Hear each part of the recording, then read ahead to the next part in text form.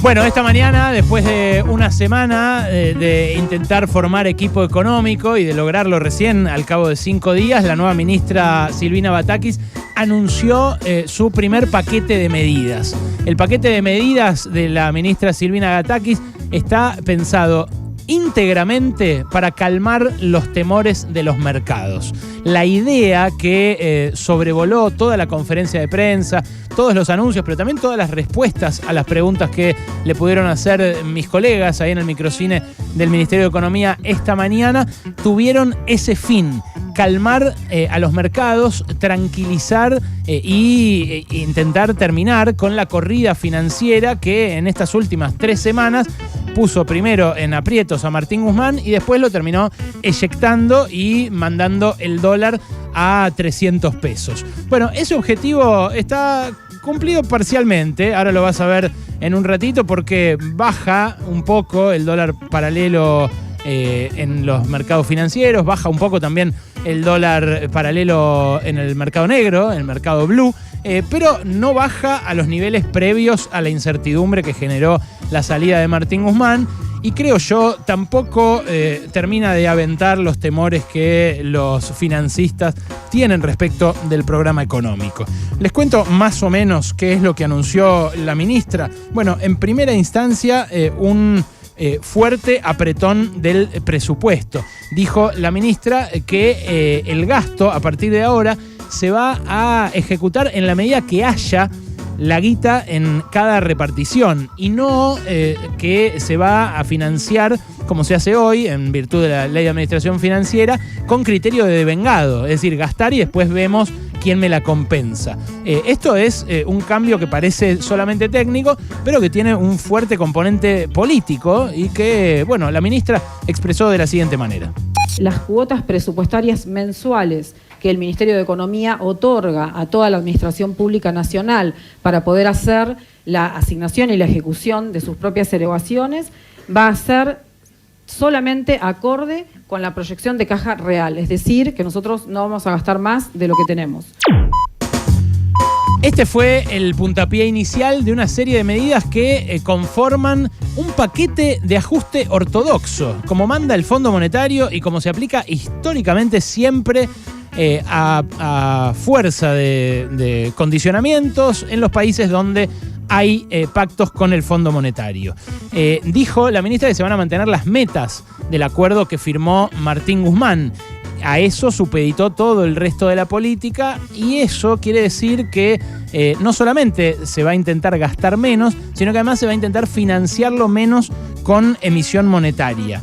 Esto requiere que aumenten las tasas de interés, porque para absorber los pesos que están dando vueltas en el mercado hay que retribuir más a los que tienen esos pesos. ¿Qué quiere decir esto en términos distributivos? ¿Qué termina generando el paquete de medidas que se anunció hoy? Bueno, que va a haber más plata para los banqueros, más plata para los bancos, más plata para el sistema financiero, más plata para los fondos comunes de inversión, que por ejemplo son los que inmovilizan el dinero en los bancos o en el Banco Central o en el Ministerio de Economía, y menos plata para la salud, para la educación, para la obra pública y para todo lo que gasta el Estado. Acá hay una pregunta que me hizo Rey cuando conversé con él a propósito de estos anuncios en su programa, que él me decía, bueno, es lógico que un Estado se proponga no gastar más de lo que recauda, ¿no? Y sí, efectivamente, es lógico y es ilógico hacer todo lo contrario, gastar sistemáticamente más de lo que se recauda. Porque si bien un Estado no es como una familia y puede gastar más de lo que recauda en caso de que tenga cómo financiarlo, bueno, tampoco lo puede hacer sistemáticamente todo el tiempo, salvo que sea Estados Unidos, que respalda su moneda en los tanques y las ojivas nucleares que tiene como principal potencia del mundo y por eso sostiene una deuda infinita sin importarle la cantidad de dólares que haya circulando. Un Estado como el nuestro sí tiene que pensar cómo financiarse, pero entonces la cuestión, si está en una crisis social como la que atraviesa en este momento la Argentina, es de dónde recauda para sostener la asistencia a los que menos tienen o a los que necesitan una obra de infraestructura, como por ejemplo viviendas en los barrios populares, en los barrios marginados. Bueno, eso de la mano de este paquete no va a ocurrir, porque la ministra no habló de retenciones, No habló del impuesto a la renta extraordinaria, que por lo menos tenía Martín Guzmán en carpeta, que decía, bueno, vamos a captar lo que ganaron las empresas, no por el fruto de su trabajo, sino por el fruto de la suba de los precios internacionales. Y tampoco habló de retenciones, que las retenciones podrían haber frenado el impacto inflacionario en caso de que se hubieran aplicado a principios de la guerra, o sea, hace 3-4 meses. Bueno, la ministra también dijo que el dólar está bien en su nivel actual, por lo cual intentó ahuyentar el fantasma de una devaluación. Eso me parece que es correcto. En la Argentina las devaluaciones siempre traen más inflación y más sufrimiento a los que en este caso ya están sufriendo, pero la verdad que cuesta creer que este paquete vaya a lograr evitar una devaluación. Cuando uno ve los dólares paralelos, hoy por ejemplo ve el dólar financiero, baja un poquito respecto de el viernes, pero está el dólar bolsa cerca de 290 pesos. La brecha sigue muy por encima de la brecha que tuvo Martín Guzmán durante casi todo su gobierno, y los precios que se retocaron la semana pasada no tienen ningún incentivo para retrotraerse. La ministra habló, por ejemplo, de terminar de conformar el Tribunal de Defensa de la Competencia para evitar que las empresas abusen de su posición dominante y hagan, como hicieron la semana pasada, aumentos por las dudas ante situaciones de crisis financiera como la que estamos viviendo. Bueno, esa es una promesa que hacen siempre todos los ministros, y nunca ninguno cumple y nunca se termina aplicando, y la verdad a esta altura ya cuesta creerle a un gobierno como este, tan mellado en su credibilidad, que vaya a ir por ese lado. Hay sí un anuncio que a mí me parece es una especie de aderezo heterodoxo del paquete ortodoxo en términos generales que anunció la ministra, que es muy interesante y que ojalá lo puedan llevar adelante, que es la centralización de la evaluación de los inmuebles para homogeneizar lo que el Estado computa que valen las casas y los campos y los inmuebles en general en todo el país. Porque ¿qué termina pasando con la evaluación? Los inmuebles se evalúan en cada provincia al valor fiscal, ese valor es mucho menor que el valor de mercado, y entonces los ricos, que en la Argentina, la verdad que quienes tenemos una vivienda hoy somos ricos, o somos del sector que más poder adquisitivo tiene, terminamos pagando menos de lo que corresponde por ese patrimonio, incluso según la ley actual. Claro, una cosa es quien tiene un departamentito o una casa y un departamentito, y otra cosa es quien tiene grandes extensiones de tierra o 20 departamentos o todos los shoppings de la Argentina. Bueno, esos pagan muchos menos impuestos de lo que les corresponde, gracias a la evaluación fiscal trucha que tienen las provincias. Y la ministra dijo que eso se va a intentar homogeneizar, y eso me parece bien. Me parece que le puede dar un componente más justo a nuestro esquema tributario. Sloto hablaba siempre de esto, de la necesidad de que los valores que computa el fisco sean los reales y que se pague impuestos sobre la verdadera evaluación de los inmuebles y no sobre la evaluación fiscal, que por lo general se queda atrás. Ahora, todos los demás, salvo ese anuncio, todos los demás son anuncios de ajuste. Anuncios que dan cuenta de una obediencia total al Fondo Monetario, que hace 2 semanas sacó su evaluación de la economía argentina y dijo va a haber que hacer esfuerzos. Algo que después la propia Cristalina Georgieva, al hablar en una entrevista con Reuters, dijo hay que tomar medidas dolorosas.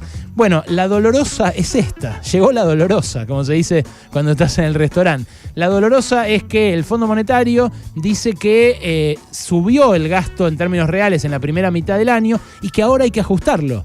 Entonces, como te decía el viernes, ¿qué dice el Fondo Monetario? Hay que bajar en términos reales 8% el gasto, pero como ya está aumentando 50% en términos reales el gasto en subsidios, ahora va a haber que bajarlo mucho más bruscamente. Esto quiere decir que las tarifas van a subir más de lo que se pensaba, esto quiere decir que se van a hacer menos obras de las que se pensaba, y esto quiere decir que va a haber menos asistencia a los que peor la pasan de lo que se pensaba. ¿Qué llevó a esto? Bueno, en parte llevó a esto el acuerdo entre los distintos sectores del gobierno nacional. Cristina, que venía torpedeando a Martín Guzmán, a Batakis no la nombró ni a favor ni en contra. Durante toda la semana no hizo ni un tuit sobre la ministra y el viernes que dio su discurso desde el Calafate no la mencionó. Ahora van a ver de qué habló, pero no la mencionó a Batakis. Pareciera como que se guarda el derecho de criticarla si en 2 meses este paquete de ajuste no funciona. Pero a la vez, este paquete de ajuste es consecuencia de la acción de Cristina. Por un lado, porque, Cristina le dijo a Guzmán, andate, hasta que consiguió que se vaya. Y ahora le dio el ok a la llegada de Batakis. Pero por otro lado, porque este paquete de medidas también es el típico paquete que lanza un gobierno desesperado y demolido en su autoridad. Y a eso es a lo que llevó los discursos de Cristina de todo este último tiempo. La sistemática acción destructiva de Cristina sobre Alberto Fernández lo dejó a Alberto desnudo. Hoy Alberto tiene muy poca autoridad. Y sin embargo, el gobierno en general, cuando se queda desnudo, termina aplicando políticas de ajuste que son las que supuestamente le criticaba Cristina a Guzmán y a Alberto cuando lo criticaba públicamente. La verdad hay que ver cómo se implementan estas medidas, hay que ver qué pasa con el congelamiento de vacantes, por ejemplo, en el Estado, que ya estaban congeladas las vacantes en todo el Estado Nacional y ahora se va a ampliar este congelamiento a los organismos descentralizados. Hay que ver qué pasa con los ingresos, que los del Estado son los más castigados y que ahora con este anuncio da la sensación que se van a mantener congelados, que no le van a ganar a la inflación y no van a recuperar ese 30% que les quitó Macri nunca, o por lo menos no en los próximos años.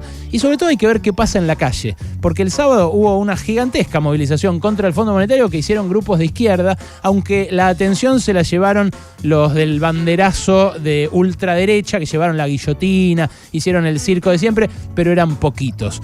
Esa discusión es la que me parece va a teñir toda la segunda mitad de este año y muy probablemente el año que viene, pero su resultado está por verse, digo el resultado del ajuste, porque lo que suele pasar es que el ajuste nunca es suficiente. Fíjense lo que sacaron como reacción los macristas, por ejemplo, Sandleris, el presidente del Banco Central de Macri, Martín Tetaz, diputado también por Juntos por el Cambio, dicen que no es suficiente, que Batakis tiene que anunciar un ajuste y decir específicamente quién va a sangrar para conseguir ese recorte del gasto. Bueno, son posiciones políticas y posiciones también de política económica, pero a veces esas posiciones cambian y a veces las acciones políticas tienen como consecuencia algunos efectos no deseados. Está llegando la dolorosa. De eso no hay ninguna duda. La cuestión es, la dolorosa, ¿quién la paga?